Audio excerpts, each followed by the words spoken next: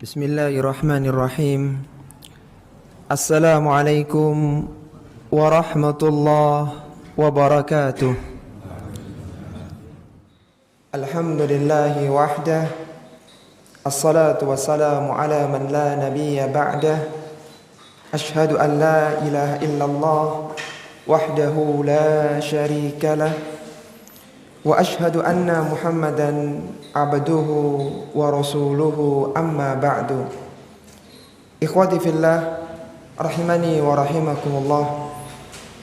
Alhamdulillah, kita bersyukur kepada Allah Subhanahu wa taala yang mana kita diberikan kemudahan untuk bisa duduk di majelis-majelis keilmuan di masjid-masjid Allah Subhanahu wa taala, yang mana ketika seorang muslim dan muslimah meluangkan waktunya untuk hadir di majelis ilmu, untuk mendengarkan ayat-ayat dibacakan dan sunnah-sunnah Rasulullah sallallahu alaihi wasallam diajarkan, maka dia akan mendapatkan ketenangan, dia akan diliputi dengan rahmat Allah Subhanahu wa taala, dan dia akan dibanggakan oleh Allah Subhanahu wa taala di tengah para malaikatnya. Sebagaimana Rasulullah sallallahu alaihi wasallam bersabda, wa majtama'at ibad, tidaklah berkumpul, wa majtama'at qaumun fi baitin min buyutillahi yatluna kitaballahi wa yatadarasunahu bainahum illa nazzalat alaihimus sakinah wa ghashiyatuhumur rahmah wa haffathumul malaikah wa dzakarahumullahu fi man indah. Kata Nabi sallallahu alaihi wasallam, tidaklah berkumpul satu kaum dalam satu rumah di antara rumah-rumah Allah Subhanahu wa taala. Mereka berkumpul di masjid-masjid Allah Subhanahu wa taala. Untuk apa mereka duduk di sana, berkumpul di sana? Untuk mempelajari ayat-ayat Allah Subhanahu wa taala dan saling mengajarkan di antara mereka. Illa nazzalat alaihimus sakinah, kecuali akan turun ketenangan untuk mereka. Wa haffat wa ghashiyatuhumur rahmah, mereka akan diliputi dengan rahmat Allah Subhanahu wa taala. Wa haffathumul malaikah, mereka akan dinaungi oleh para malaikat. Wa dzakarahumullahu fi man indah, dan mereka akan dibanggakan oleh Allah Subhanahu wa taala di antara para malaikat-malaikat yang utama. Para jamaah rahimani wa rahimakumullah, sebagaimana kita ketahui bahwa hampir di semua ayat-ayat Al-Quran itu tidak memiliki sababun nuzul, tidak memiliki sebab diturunkannya ayat-ayat tersebut. Karena satu hadis tidak bisa dikatakan menjadi sababun nuzul satu surat atau ayat kecuali harus terpenuhi dua syaratnya. Yang pertama adalah hadis itu adalah hadis yang bisa digunakan sebagai hujjah, yaitu hadis-hadis yang sahih atau minimal hadis yang hasan. Kemudian syarat yang kedua, satu hadis tidak bisa digunakan sebagai sababun nuzul satu ayat, sebagai sebab turunnya suatu ayat, kecuali ada qarinah yang menunjukkan bahwa hadis itu merupakan sababun nuzul dari satu ayat tertentu. Qarinah atau indikasi bahwa hadis itu merupakan sababun nuzul dari ayat tertentu biasanya dengan penyebutan kata-kata wa nazalat hadhil ayah fa anzalallahu hadhil ayah dan yang semisalnya. Maka Allah Subhanahu wa taala menurunkan ayat ini, Allah Subhanahu wa taala menurunkan ayat itu. Karena demikianlah dua syarat hadis tidak bisa dijadikan sebagai sababun nuzul kecuali terpenuhi dua syarat tadi, maka hampir semua ayat-ayat Al-Quran itu tidak memiliki sababun nuzul kecuali hanya sedikit saja. Di antara ayat-ayat Al-Quran yang memiliki sababun nuzul adalah firman Allah Subhanahu wa taala dalam surat Al-Qamar di ayat yang ke-48 dan ke-49.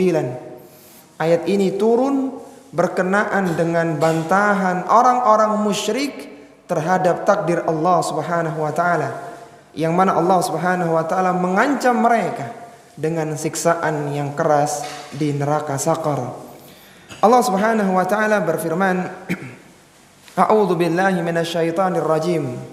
yauma yushabuna finnari ala wujuhihim dzuqu massa saqar inna kulla syai'in khalaqnahu biqadar. Kata Allah Subhanahu wa taala, ingatlah pada hari mereka orang-orang kafir, orang-orang yang tidak percaya dengan Al-Quran dan hari kebangkitan, pada hari ketika mereka ini yushabuna finnar, mereka diseret ke dalam neraka, ala wujuhihim, di atas wajah-wajah mereka, dzuqu massa saqar, maka rasakanlah siksaan neraka saqar, inna kulla syai'in khalaqnahu biqadar, sesungguhnya kami ciptakan segala sesuatu berdasarkan takdirnya. Ayat yang mulia ini surat Al-Qamar ayat 48 dan ke-49 turun berkenaan dengan bantahan orang-orang musyrik kepada Rasulullah sallallahu alaihi wasallam tentang masalah takdir.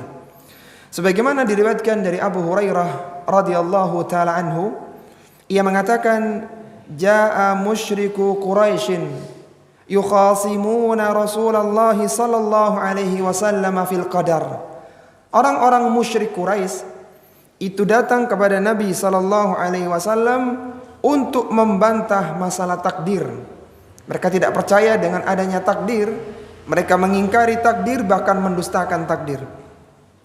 Fanazalat, maka turunlah ayat yang mulia, yauma yushabuna finnari ala wujuhihim dzuqu massa saqar inna kulla syai'in khalaqnahu biqadar. Maka Allah Subhanahu wa taala mengatakan, ingatlah pada hari orang-orang musyrik, orang-orang kafir diseret di atas wajah-wajah mereka ke neraka. Kemudian dikatakan kepada mereka, dzuqu massa saqar, rasakanlah sentuhan neraka saqar, inna kulla syai'in khalaqnahu biqadar, sesungguhnya segala sesuatu kami ciptakan dengan takdirnya. Dalam ayat yang mulia ini para jemaah rahimani wa rahimakumullah, Allah Subhanahu wa taala memberikan siksaan kepada orang-orang kafir karena mereka tidak percaya dengan takdir, dan mereka akan dihukum oleh Allah Subhanahu wa taala dengan diseret ke neraka di atas wajah-wajah mereka, yaitu wajahnya di bawah dan kakinya di atas, dan mereka ini akan diseret kemudian dilemparkan ke dalam neraka saqar. Ketika Nabi SAW menyebutkan kepada para sahabatnya tentang orang-orang kafir yang diseret ke dalam neraka, maka ada seorang laki-laki yang bertanya kepada Nabi SAW tentang apakah mungkin ada orang yang bisa diseret kepalanya di bawah dan kakinya di atas. Dia berjalan di atas kepala-kepala mereka. Sebagaimana disebutkan dalam hadis yang diriwayatkan dari Anas bin Malik radhiyallahu taala anhu, anna rajulan qala ya nabiyallahi yuhsyarul kafiru ala wajhihi yaumal qiyamah. Ada seorang laki-laki yang tanya kepada Nabi sallallahu alaihi wasallam, wahai Nabiullah, wahai Nabi Allah Subhanahu wa taala, yuhsyarul kafiru ala wajhi yaumal qiyamah. Apakah orang-orang kafir mereka akan diseret di atas wajah-wajah mereka pada hari kiamat? Artinya bagaimana mungkin mereka bisa diseret seperti ini? Qala, maka Nabi sallallahu alaihi wasallam bersabda, alaysa alladhi amshahu ala rijlaini fid dunya qadiran ala an yumsiyahu ala wajhihi yaumal qiyamah. Kata Nabi sallallahu alaihi wasallam, bukankah Rabb yang telah menjadikannya bisa berjalan di atas kedua kakinya dulu ketika dia di dunia, qadiran ala ayyumsiyahu ala wajhi yaumal qiyamah, dan Rabb itu mampu pula menjadikan mereka berjalan di atas wajah-wajah mereka. Tidak ada yang sulit bagi Allah Subhanahu wa taala untuk menjadikan mereka terseret ke dalam neraka jahanam. Kata Syekh Muhammad Ibnu Shalih Al-Utsaimin rahimahullahu taala, dalam kitabnya Tafsir Al-Qur'anil Karim menyebutkan bahwa orang-orang kafir itu diseret ke dalam neraka di atas wajah-wajah mereka. Mereka mendapatkan dua perendahan. Yang pertama, direndahkan secara fisik, yaitu dengan diseret wajah di atas wajah-wajah mereka, sehingga kepala mereka sejajar dengan kaki-kaki manusia yang ada di mahsyar ketika itu. Dan ini merupakan perendahan, penghinaan dan siksaan secara fisik. Kemudian yang kedua, dikatakan kepada mereka dzuqu massa saqar. Sambil diseret itu mereka masih direndahkan secara psikis, secara kejiwaan, yaitu dengan celaan dzuqu massa saqar. Rasakanlah, sebentar lagi engkau akan dimasukkan ke dalam neraka saqar, neraka yang menyala-nyala. Allah Subhanahu wa taala dalam ayat yang mulia ini mengatakan, itu mengutip perkataan malaikat-malaikat penjaga neraka yang mereka mencela orang-orang kafir, itu dengan mengatakan dzuqu massa saqar. Rasakanlah sentuhan neraka saqar. Jadi mereka hanya mengatakan ini masih sentuhan neraka saqar saja. Bukan pembakaran, bukan api yang besar untuk menghancurkan, untuk menyiksa kalian, tapi hanya mengatakan dzuqu massa saqar. Rasakanlah sentuhan neraka saqar. Karena memang neraka saqar ini adalah salah satu nama dari neraka jahanam. Kata Imam Al-Baghawi, disebutkan bahwa saqar ismun min asma'i jahannam.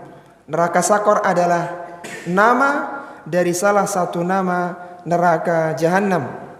Dan neraka saqar ini adalah neraka yang sangat mengerikan, karena tidaklah ada sesuatu yang dilemparkan di dalamnya kecuali neraka saqar tidak akan meninggalkan dan tidak akan membiarkannya. Sebagaimana Allah Subhanahu wa taala sebutkan dalam surat Al-Muddathir ketika menyebutkan neraka saqar bagi orang-orang yang tidak melakukan salat. Allah mengatakan, "Wa ma adraka ma saqar." Tahukah kalian bagaimana siksaan neraka saqar itu? La tubqi wa la tadhar. Yang neraka itu tidak meninggalkan dan tidak membiarkan. Kata Al-Qurtubi rahimahullahu taala dalam kitabnya Al-Jami' li Ahkamil Quran, ketika menjelaskan tentang firman Allah Subhanahu wa taala, la tubqi wa la tadhar. Saqar tidak akan meninggalkan dan tidak membiarkan. Kata beliau, la tadkruku lahum azman wala lahman wala daman illa ahraqathu. Tidaklah dilemparkan ke dalam neraka saqar itu baik berupa tulang, daging maupun darah, illa ahraqathu, kecuali semuanya akan dilumat, akan dibakar oleh neraka saqar dengan sehabis-habisnya. Dan kita tahu bahwasannya ketika seorang dimasukkan ke dalam neraka, maka dia tidak akan mati di dalamnya. Begitu hancur kulitnya akan dijadikan lagi dengan kulit-kulit yang baru, dengan tulang dan daging yang baru. Kemudian dibakar lagi dengan siksaan yang sangat keras. Sehingga Allah Subhanahu wa taala menyebutkan dalam ayat yang mulia ini, dzuqu massa saqar, karena memang sentuhan api neraka saqar itu sudah cukup keras siksaannya, karena satu api neraka itu merupakan 70 kali lipat dari api dunia.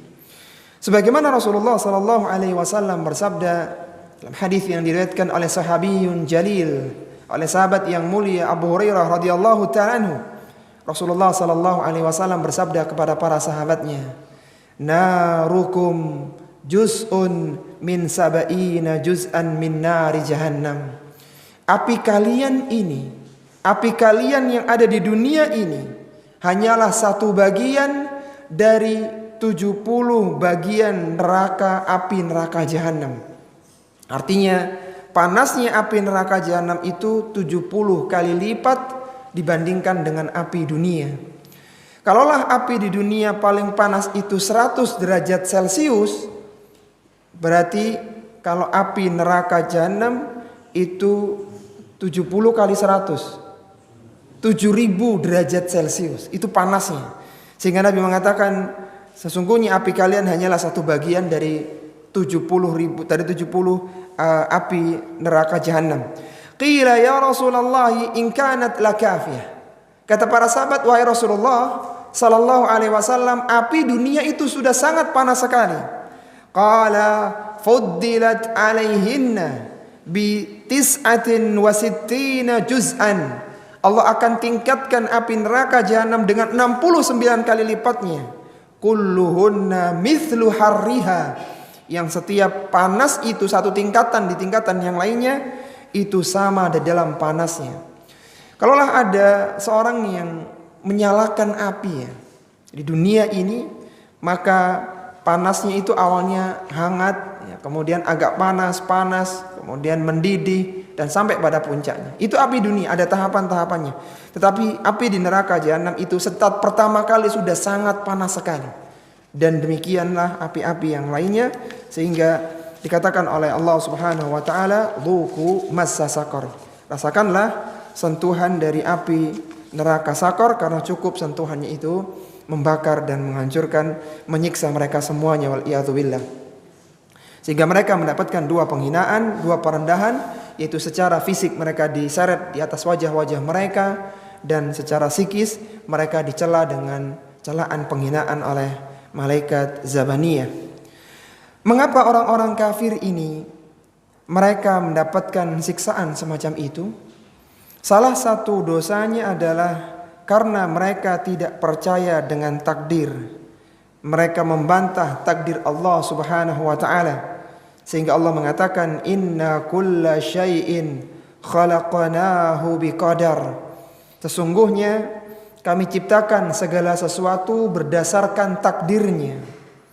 Meskipun ayat yang mulia ini, para jamaah rahimani wa rahimakumullah, turun berkenaan dengan orang-orang musyrik, dengan orang-orang kafir Quraisy yang mereka membantah, tidak percaya dengan takdir, tetapi pelajaran dari ayat ini berlaku umum sebagai ancaman bagi orang-orang yang datang setelahnya ketika mereka tidak percaya dengan takdir Allah Subhanahu wa taala. Sebagaimana Syekh Abdurrahman bin Nasir As-Sa'di rahimahullahu taala menyebutkan dalam kaidah tafsir Al-Quran, di kaidah yang kedua, beliau mengatakan al-ibratu bi umumil alfaz la bi khususil asbab. Bahwasanya pelajaran dari satu ayat itu diambil dari umumnya lafaz, bukan dari khususnya sebab. Meskipun ayat itu terkait dengan orang-orang musyrik saja, tapi pelajaran dari ayat itu juga berlaku untuk orang-orang yang semisal dengan mereka. Karena akan ada segolongan dari umat ini yang mendustakan takdir Allah Subhanahu wa taala. Sebagaimana Rasulullah sallallahu alaihi wasallam bersabda, "Sayakunu fi ummati aqwamun yukadzibuna bil qadar." Kata Nabi sallallahu alaihi wasallam, akan datang di kalangan umatku satu kaum yukadzibuna bil qadar, yang mereka tidak percaya dengan takdir Allah Subhanahu wa taala. Oleh karena itu, seorang muslim dan muslimah hendaknya dia mengimani takdir Allah Subhanahu wa taala dengan keimanan yang kuat. Karena beriman dengan takdir merupakan salah satu bagian dari pilar besar keimanan. Yang salah satunya adalah al-imanu bil qadari khairihi wa syarrihi.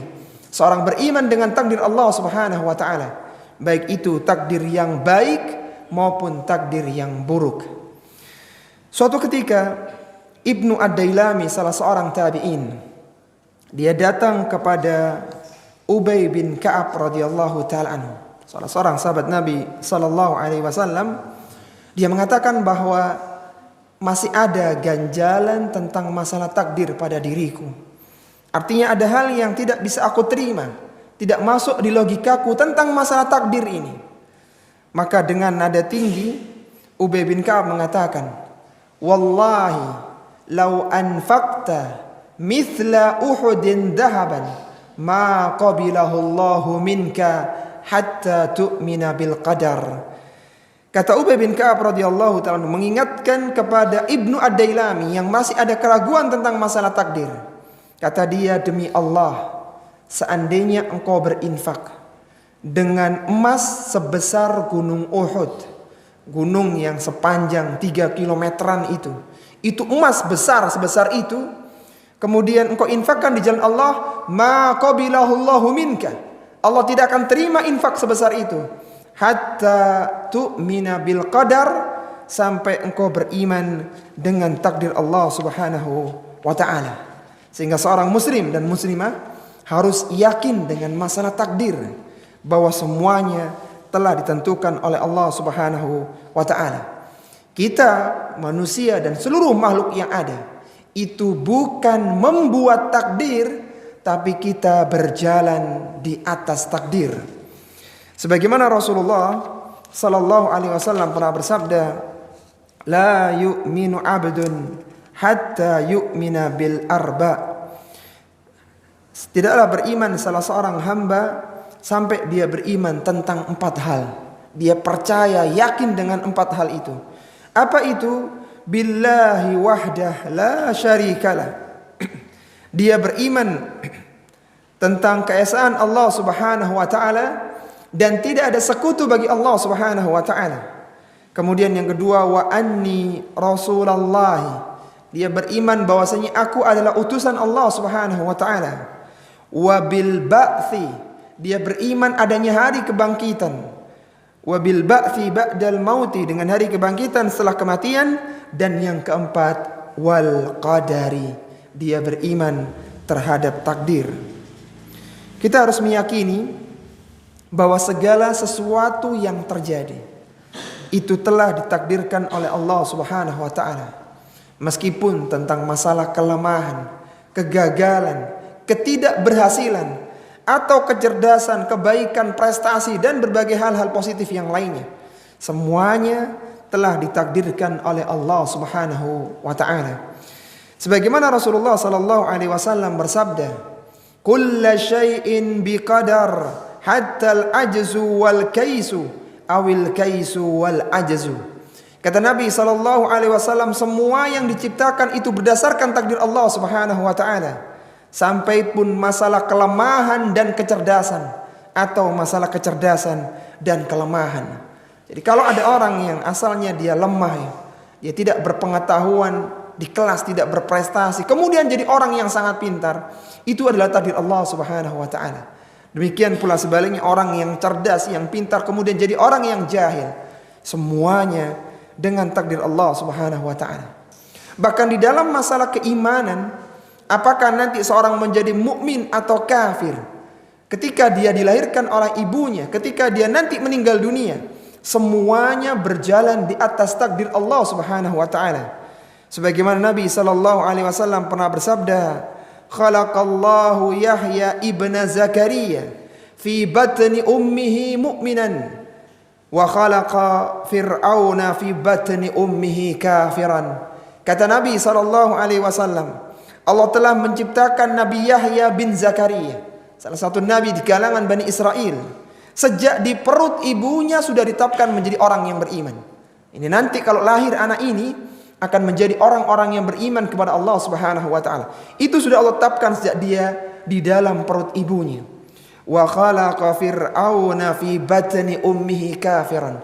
Sebagaimana Fir'aun sejak di perut ibunya, Allah sudah tetapkan dia akan menjadi orang kafir.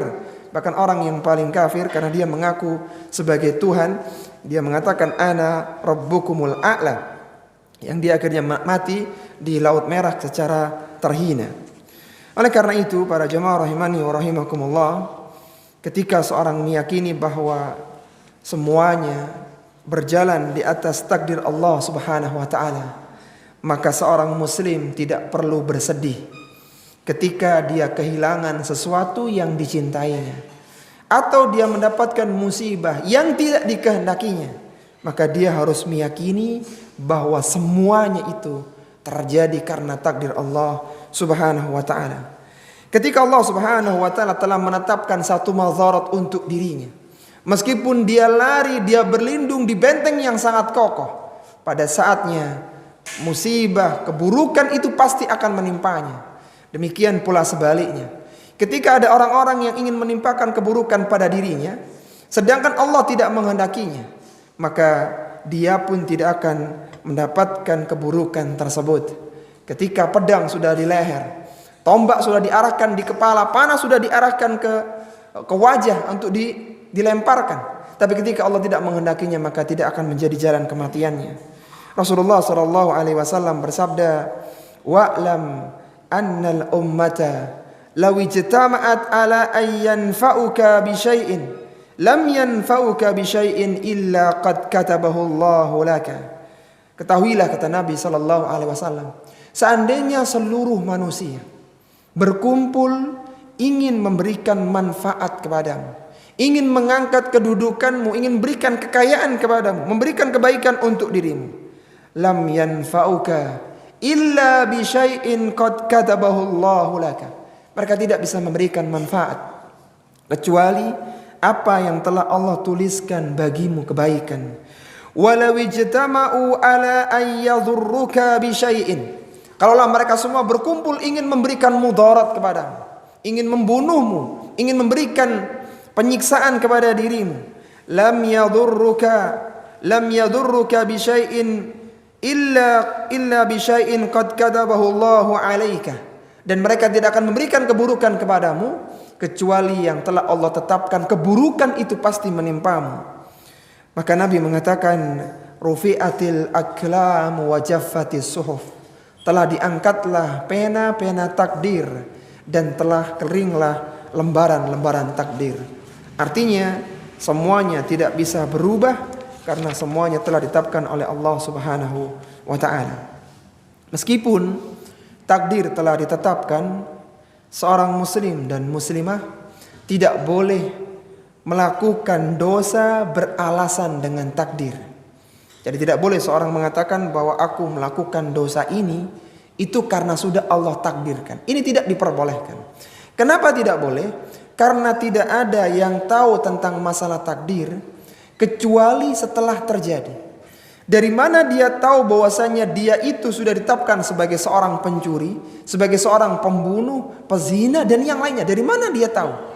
Kenapa dia tidak berpikir bahwasanya Allah itu tidak menjadikanku seorang pencuri, seorang pembunuh. Allah menjadikanku seorang yang baik, yang saleh. Seharusnya begitu. Tapi ketika seorang mengatakan bahwasanya ini sudah ditetapkan oleh Allah, seolah-olah dia mengaku bahwa dia tahu takdir dia itu endingnya menjadi seorang pencuri, pembunuh dan yang lainnya. Maka beralasan dengan takdir di dalam masalah dosa tidak dibenarkan. Kemudian yang kedua, tidak diperbolehkan beralasan dengan takdir dalam masalah dosa, karena beralasan dengan takdir dalam masalah dosa tidak menjadikan seorang itu terlepas dari hukuman dan siksa. Tidak bisa. Sebagaimana pernah suatu ketika Umar bin Khattab radhiyallahu taala anhu ketika menjadi seorang khalifah selama 10 tahun, sejak tahun 13 Hijriyah sepeninggal wafatnya Abu Bakar As-Siddiq radhiyallahu taala sampai tahun 23 Hijriah dan beliau meninggal di Madinah setelah salat subuh ditusuk oleh Abu Lu'lu'ah Al-Majusi. Maka di masa pemerintahan Umar yang 10 tahun itu ada salah satu pencuri yang ditangkap oleh Umar bin Khattab radhiyallahu taala. Maka ketika akan dieksekusi, akan dipotong tangan pencuri ini, maka dia mengatakan, mahlan ya amiral mu'minin. Sebentar wahai amirul mu'minin, jangan kau potong tanganku. Kata dia, fa innama sarabtu biqadarillah. Aku ini mencuri dengan takdir Allah Subhanahu wa taala.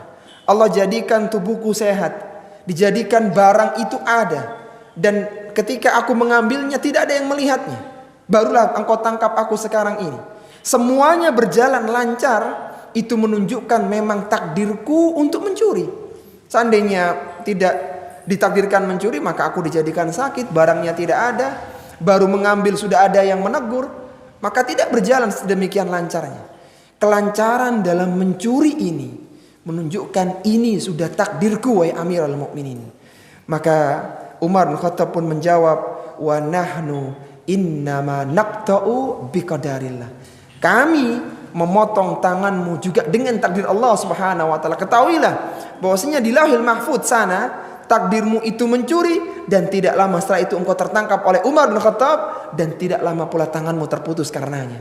Jadi semuanya berjalan di atas takdir Allah Subhanahu wa taala.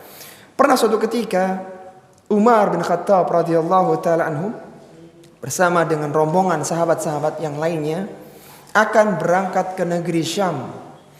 Dan waktu itu di Syam sedang ada wabah taun, wabah yang menjadikan banyak para sahabat meninggal karenanya.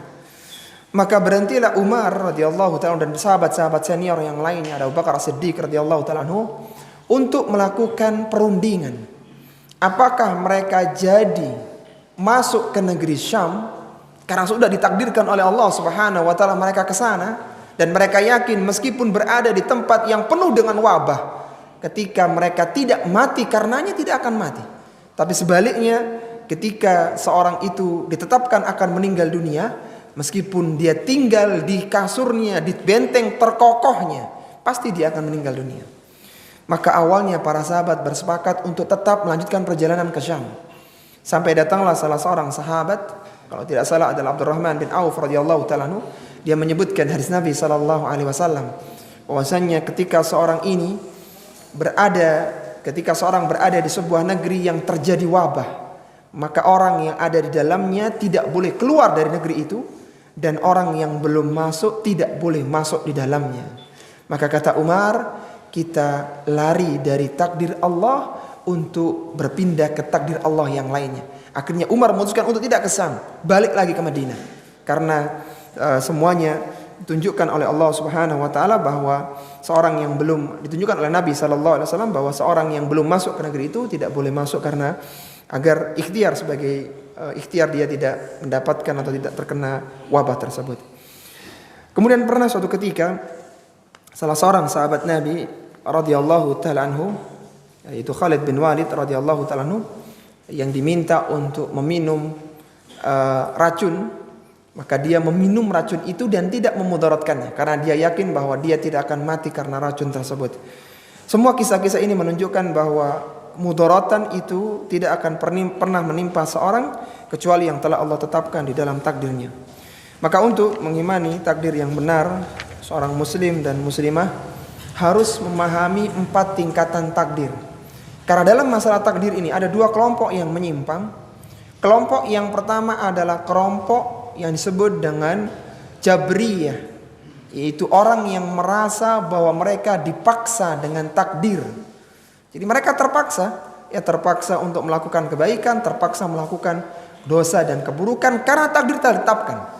Itu keyakinan mereka, keyakinan orang-orang Jabriyah.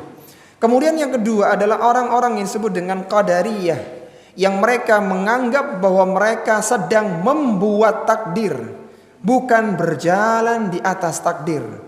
Jadi kalau Ahlussunnah meyakini kita berjalan di atas takdir, kalau mereka meyakini mereka sedang membuat takdir. Sehingga mereka meyakini bahwa mereka selalu berada di persimpangan. Kalau ingin kaya maka bekerja, kalau ingin miskin maka bermalas-malasan saja. Kalau ingin selamat dari neraka maka beribadah, kalau ingin masuk ke neraka maka bermaksiat kepada Allah Subhanahu wa taala. Jadi selalu bersimpangan. Sehingga ketika mereka ditanya, apakah seorang itu nanti masuk surga atau neraka? Jawabannya tergantung orangnya. Keyakinan seperti ini tidak tepat. Karena Nabi sallallahu alaihi wasallam pernah mengatakan, "Ma minkum min ahadin illa qad kataballahu lahu maq'adahu fil jannah aw maq'adahu fin nar." Tidaklah salah seorang di antara kalian kecuali Allah telah tentukan apakah dia nanti duduk di neraka ataukah dia akan disiksa, dia duduk dalam neraka ataukah dia masuk ke dalam surga. Semuanya dengan takdir Allah Subhanahu wa taala. Sehingga ada 4 tingkatan dalam memahami takdir supaya tidak terjerumus pada 2 kelompok yang menyimpang tadi. Yang pertama adalah al-ilmu, yaitu meyakini bahwasanya Allah Subhanahu wa taala mengetahui segala sesuatu, baik itu yang telah lalu, yang sedang terjadi, maupun yang akan terjadi. Semuanya di dalam pengetahuan Allah Subhanahu wa taala. tidaklah ada daun yang akan jatuh kecuali Allah mengetahuinya, dan tidaklah ada biji yang sedang tumbuh kecuali Allah pun mengetahuinya. Semuanya tidak ada yang lepas dari pengetahuan Allah Subhanahu wa ta'ala. Dan pengetahuan Allah itu bersifat azali wa abadi, yaitu dahulu dan selama-lamanya. Sebagaimana Allah Subhanahu wa ta'ala firmankan dalam Al-Qur'an, wa indahu mafatihul ghaibi, dan di sisi Allah lah kunci-kunci perkara yang gaib, la ya'lamuha illa huwa, tidak ada yang tahu kecuali hanya Dia. Wa ya'lamu ma fil barri wal bahri, Allah tahu apa yang terjadi di lautan dan di daratan. Wa ma taskutu min waraqatin illa ya'lamuha, tidaklah ada sehelai daun pun yang jatuh illa ya'lamuha, kecuali Allah mengetahuinya. Wala habbatin fi dhulumatil ardi, tidaklah ada biji yang tumbuh di kegelapan bumi. Wala ratbin wala yabisin, tidaklah ada sesuatu yang kering dan basah yang terjadi di jagat raya ini. Illa fi kitabim mubin, kecuali semuanya tertulis di kitab Lauhul Mahfuz yang nyata. Ini adalah yang pertama, kita meyakini Allah mengetahui semuanya, mengetahui bahwa sesuatu itu akan terjadi, sedang terjadi, dan akan terjadi. Dan pengetahuan Allah Subhanahu wa ta'ala tersebut itu ditulis, sehingga tingkatan yang kedua adalah al-kitabah. Kalau tadi al-ilmu, itu kita meyakini Allah mengetahui semuanya. Yang kedua adalah al-kitabah, bahwasanya pengetahuan Allah tadi itu ditulis oleh Allah Subhanahu wa ta'ala. Dan penulisan takdir para jamaah rahimani wa rahimakumullah, itu ada 4 penulisan. Jadi takdir ditulis dalam 4 penulisannya. Yang pertama adalah al-kitabah al-azaliyah, yaitu catatan takdir yang azali yang terjadi 50.000 tahun sebelum Allah menciptakan langit dan bumi. Penulisan itu terjadi di Lauhil Mahfuz. Sebagaimana Rasulullah sallallahu alaihi wasallam bersabda, "Kataballahu maqadiral khalaiqi qabla an yahluqas samawati wal arda bi 50 alf sanah." Kata Allah Subhanahu wa taala, Allah menuliskan takdir para makhluknya 50.000 tahun sebelum penciptaan langit dan bumi.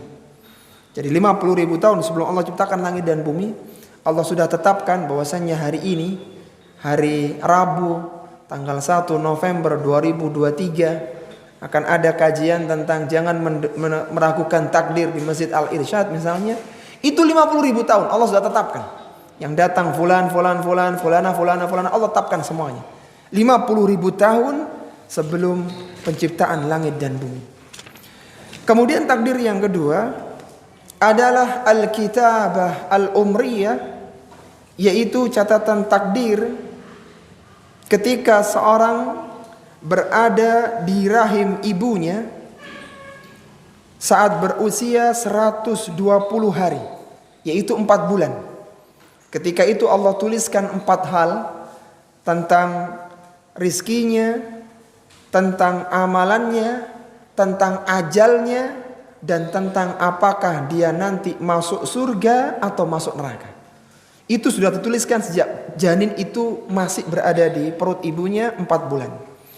Sebagaimana disebutkan dalam hadis Abdullah bin Mas'ud, beliau mengatakan Nabi SAW bersabda, "Yujma'u khalqu ahadikum fi batni ummihi arba'ina yauman." Allah kumpulkan penciptaan salah seorang di antara kalian di dalam rahim ibunya selama 40 hari. Thumma yakunu 'alaqatan mithla dzalik. Kemudian berubah menjadi darah selama 40 hari. Thumma yakunu mudghatan mithla dzalik. Kemudian berubah menjadi segumpal daging juga 40 hari. Thumma yab'atsullahu ilaihil malak. Kemudian Allah perintahkan kepada malaikat, fayu'maru bi arba'i kalimatin, agar malaikat itu menuliskan 4 hal kepada makhluk ini, kepada janin ini. Fayaqulu, Allah mengatakan, uktub, tulislah amaluhu wa ajaluhu wa rizqahu wa saqiyun aw sa'idun. Tulislah 4 hal kata Allah Subhanahu wa taala. Tulislah amalan dia. Apakah nanti dia melakukan amal salih atau amalan-amalan keburukan. Tulislah ajalnya, tanggal, jam, bulan, tahun kematian dia kapan. Tulis rizki dia. Ketika dituliskan sekian miliar, sekian triliun, maka tidak akan berubah rizki itu. Wasaqiyun aw sa'idun. Tulislah apakah nanti dia termasuk orang-orang yang celaka yang dimasukkan ke dalam neraka, ataukah dia akan bahagia dengan dimasukkan ke dalam surga. Kemudian yang keempat, yang ketiga ya, yaitu al-kitabah al-hauliyah, yaitu catatan takdir tahunan yang terjadi di malam Lailatul Qadar. Sebagaimana Allah berfirman, "Fiha yufraqu kullu amrin hakim." Pada malam itu ditetapkan segala urusan dengan penuh hikmah. Kata Al-Hafidz Ibnu Katsir ketika menafsirkan ayat ini, surat Ad-Dukhan, surat ke-44 di ayat yang keempat itu, beliau mengatakan, "Ai fi lailatil qadri yufassalu min al-lawhil mahfuz ila kadbati amru sanah wa ma yakunu fiha min al-ajal wal arzaq wa ma yakunu fiha ila akhirih." Kata Al-Hafidz Ibnu Katsir rahimahullahu taala, ketika malam Lailatul Qadar sekitar tanggal 27 Ramadan itu, maka ketika itu Allah merincikan takdir di Lauhil Mahfuz, takdir azali tadi, 50.000 tahun sebelum penciptaan langit dan bumi, dirincikan menjadi takdir tahunan. Tadi kan takdir global yang terjadi semua sampai hari kiamat. Maka ada takdir-takdir yang linci, takdir tahunan ya.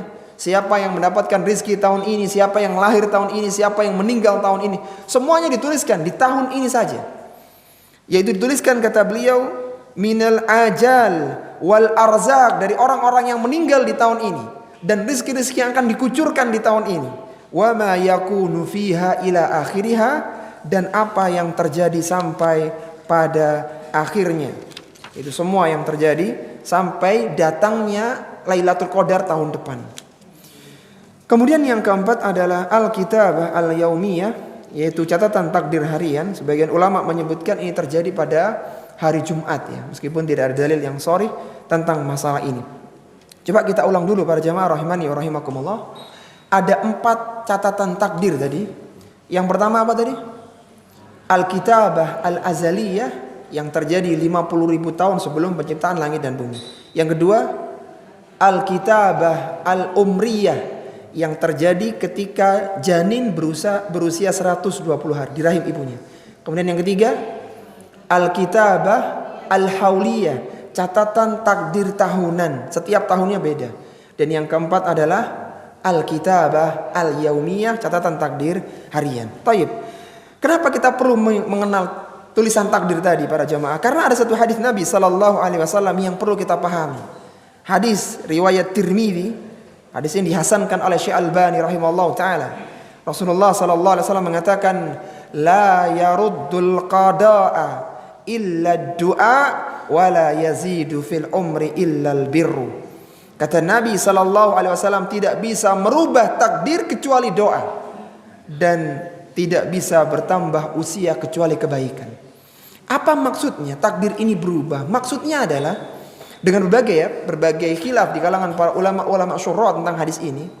Pendapat yang lebih kuat ya, berdasarkan argumentasi mereka, yang dimaksud takdir itu berubah dengan doa adalah ketika takdir itu dilihat secara parsial, tahunan. Itu berubah, tapi sebenarnya perubahan yang sudah tertulis di takdir besar. Misalnya ada seorang yang di tahun 2019 ya, ketika terjadinya wabah, dia jatuh bangkrut ya, jutawan miliarder jatuh bangkrut, jadi orang miskin, bahkan orang termiskin di kotanya, misalnya begitu. Kemudian tahun 2020 dia mulai merintis usaha, 2021 dia mulai bangkit, 2022 dia berada di masa keemasan, 2023 dia kembali menjadi miliarder dan jutawan, misalnya begitu, di tahun 2023 ini. Maka kalau dilihat secara tahunan, dan orang ini banyak berdoa dan berusaha tentunya ya, maka takdirnya berubah. Dari mulai jadi orang miskin tahun 2019 jadi miliarder dan kaya raya 2023. Dan dia akan meninggal 2024 tahun depan, misalnya begitu. Intinya ketika dilihat secara parsial per tahunnya berubah. Tapi perubahan ini sudah dituliskan di takdir azali, di Lauhil Mahfuz. Bahwa dia lahir tahun 1945 misalnya begitu. 2019 dia bangkrut, 2023 dia jutawan, 2024 Januari tanggal 1 dia meninggal. Salah begitu. Takdirnya seperti itu. Maka kembali lagi perubahan yang sudah dimasukkan dalam takdir besar. Lalu apa gunanya hadis ini? Apa manfaatnya? Manfaatnya adalah menunjukkan kekuatan doa. Seolah-olah takdir itu berubah dengan doa. Jadi misalnya ada seorang yang memiliki anak yang mungkin tidak terlalu cerdas ya. Ibunya senantiasa mendoakan. Kemudian ternyata dia berubah jadi anak yang paling pintar. Jadi kekuatan doa seperti itu. Sesuatu yang mustahil bisa berubah. Tapi sebenarnya perubahan yang tertulis di Lauhil Mahfuz.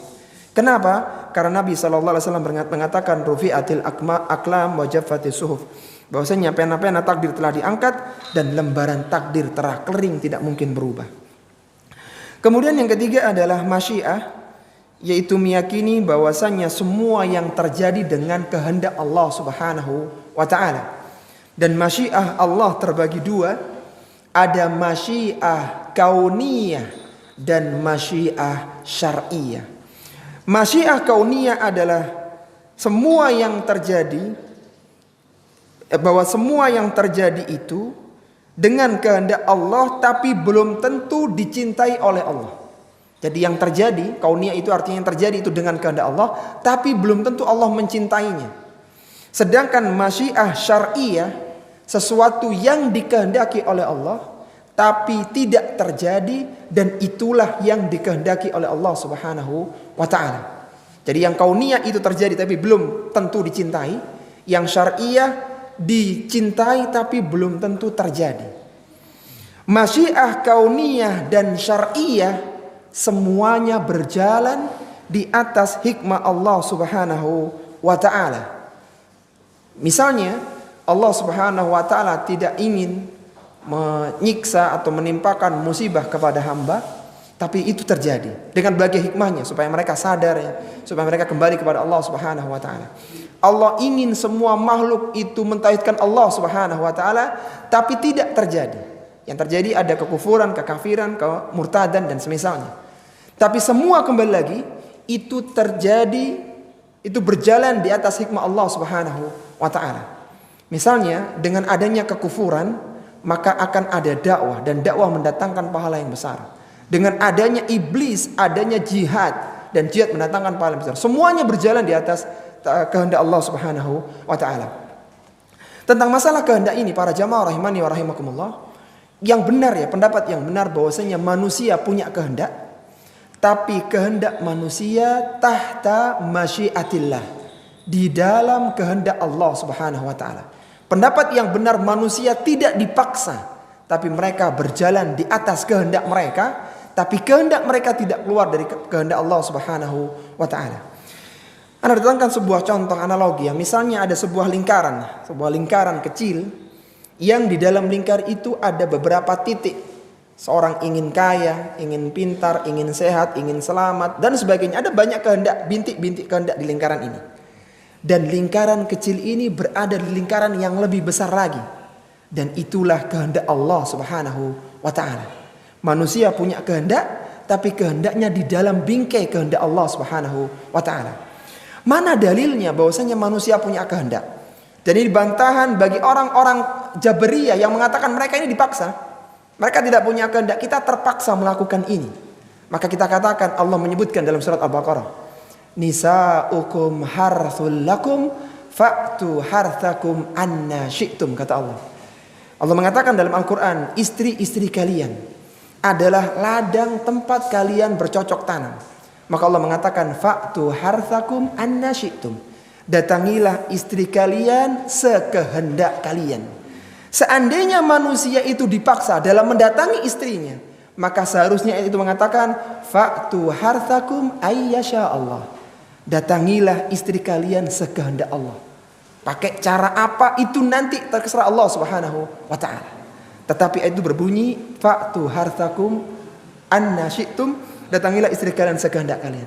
Menunjukkan manusia punya kehendak, tidak dipaksa.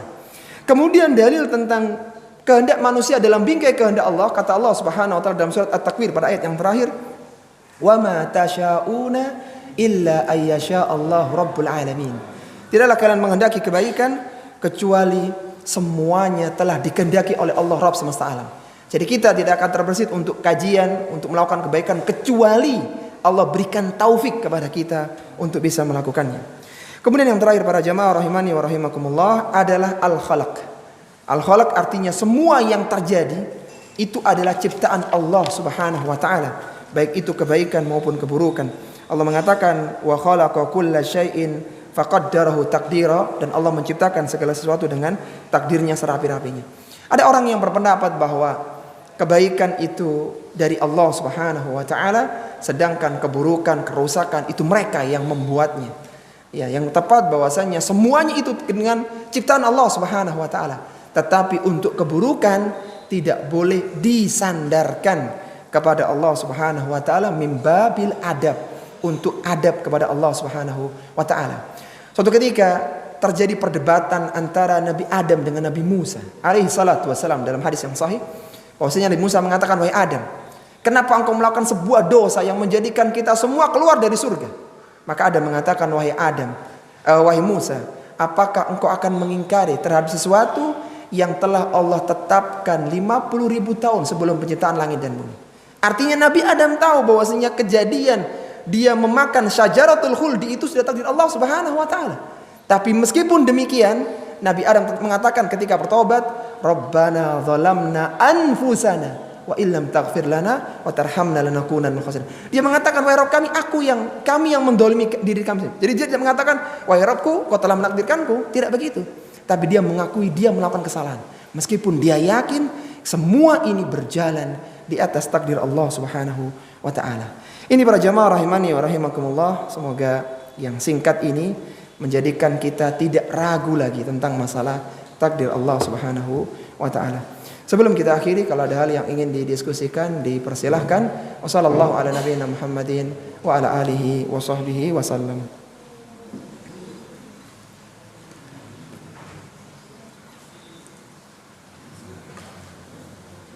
Ada yang mau disampaikan, Bapak Ibu? Silakan Bu.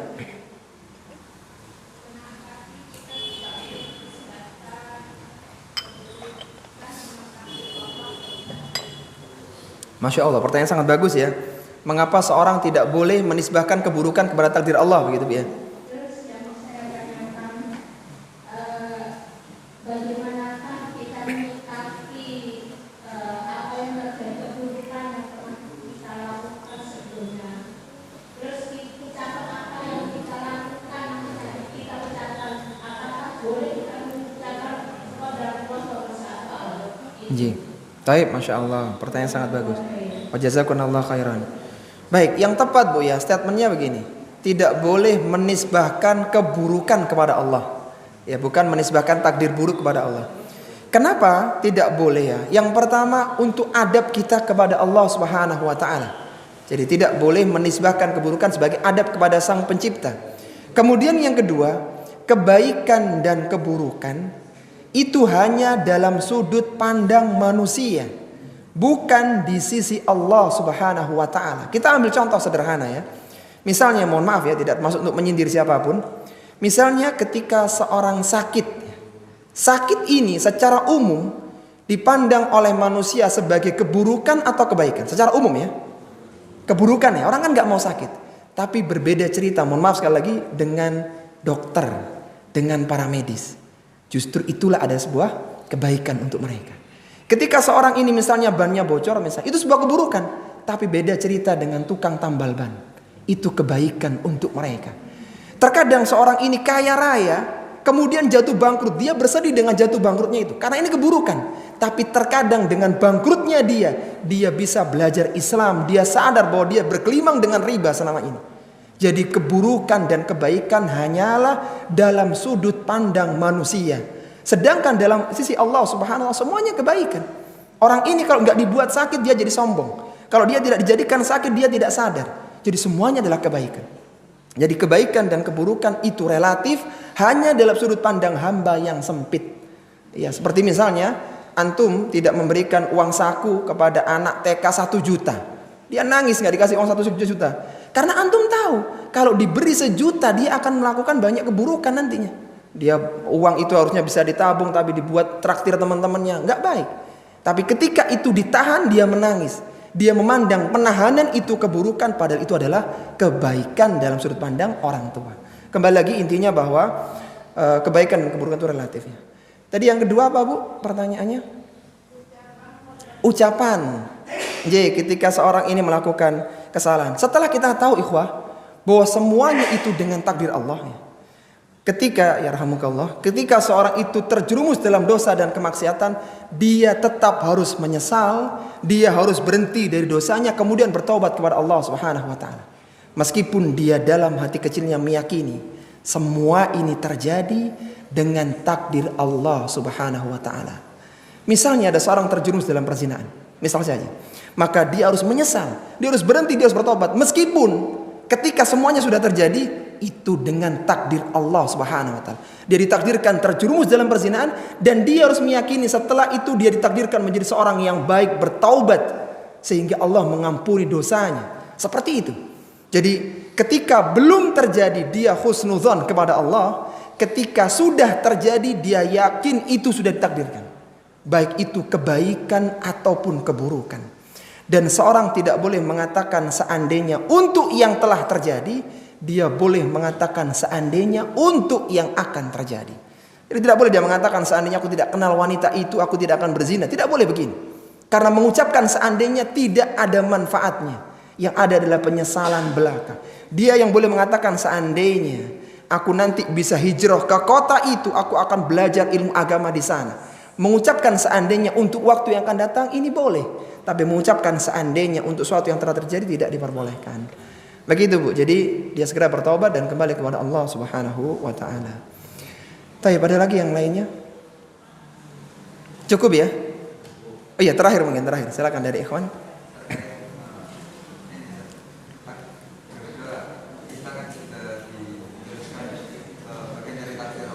Nggih. Iya.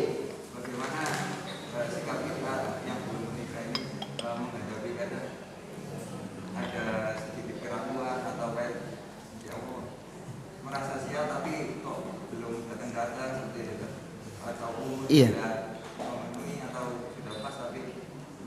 Baik, Masya Allah, pertanyaan sangat bagus ya tentang jodoh yang belum datang ya. Kita harus yakin dengan firman Allah Subhanahu wa taala dalam surat An-Naba. Allah mengatakan, "Wa khalaqnakum azwaja." Dan kami ciptakan kalian berpasang-pasangan. Semuanya ada pasangan-pasangannya. Meskipun ya takdir ini datang dengan sebab. Jadi seorang itu sembuh karena dia berobat. Dia itu dapat uang karena dia bekerja. Semuanya ada sebabnya. Tapi sebab itu ya hanya sebab saja, hanya sebagai sarana saja. Banyak orang yang bekerja keras tapi nggak dapat uang banyak. Banyak orang berobat tapi juga nggak sembuh. Jadi semua adalah berjalan dari sebab, meskipun sebab itu belum tentu mendapatkan hasil. Umar bin Khattab radhiyallahu ta'ala pernah suatu ketika di pagi hari, di waktu duha, ada pemuda-pemuda yang sedang duduk di masjid. Maka Umar marah kepada mereka. Wahai pemuda, sesungguhnya pagi hari adalah saat-saat bekerja. Sesungguhnya langit tidak menurunkan kepada kalian emas maupun perak. Pagi hari seorang harus bekerja. Meskipun Umar yakin bahwa takdir dia itu sudah ditentukan rizkinya ya, tidak akan meleset rizkinya, itu yakin, tapi harus bekerja. Kita tahu ya, salah satu peperangan yang istimewa di zaman Nabi Sallallahu Alaihi Wasallam adalah perang Khaybar di awal bulan Muharram tahun 7 Hijriah. Perang itu adalah perang spesial. Kenapa? Karena sebelum perang sudah dijanjikan kemenangan dan ghanimah yang besar. Bahkan pasukannya itu yang ikut tidak boleh kecuali yang ikut Hudaybiyah 1.400-an orang itu. Intinya syarat-syaratnya ditentukan dan pasti menang perang itu. Tahukah kita berapa lama Rasulullah berperang di perang itu? Rasulullah masih harus berperang selama 1 bulan, harus menembus benteng demi bentengnya Yahudi. Dan kemenangan itu alot gitu. Lama sekali. Jadi sesuatu yang sudah dijanjikan menang tidak langsung jadi pemenang seketika juga. Jadi butuh proses. Jadi kita meyakini bahwa takdir itu ditetapkan, tapi untuk menempuhnya itu ada sebab-sebabnya. Sehingga ikhtiar dengan takdir berjalan beriringan. Seorang muslim ketika dia sudah berusaha bertawakal kepada Allah, maka terjadilah apa yang terjadi. Seperti misalnya seorang ini punya kendaraan, maka dikunci dulu, dia ikhtiar dulu, kemudian diserahkan kepada Allah takdirnya. Ketika dia sudah berusaha, misalnya hilang, maka itu takdir Allah Subhanahu wa ta'ala. Jadi begitu antara takdir dengan ikhtiar. Sudah cukup ya para jamaah rahimani wa rahimakumullah. Ini yang bisa kita bahas. Kembali lagi, semoga kajian ini bisa memantik semangat kita untuk semakin yakin dengan takdir Allah Subhanahu wa ta'ala, sehingga seorang muslim dan muslimah adalah orang-orang yang optimis bahwasanya dia berada di atas takdir yang terbaik yang telah Allah tentukan untuk dirinya. Wassallallahu ala nabiyyina Muhammadin wa ala alihi wa sahbihi wasallam. Subhanakallahumma wa bihamdika asyhadu an la ilaha illa anta astaghfiruka wa atubu ilaik. Wa akhiru da'wana anil hamdulillahi rabbil alamin. Wassalamu alaikum warahmatullahi wabarakatuh.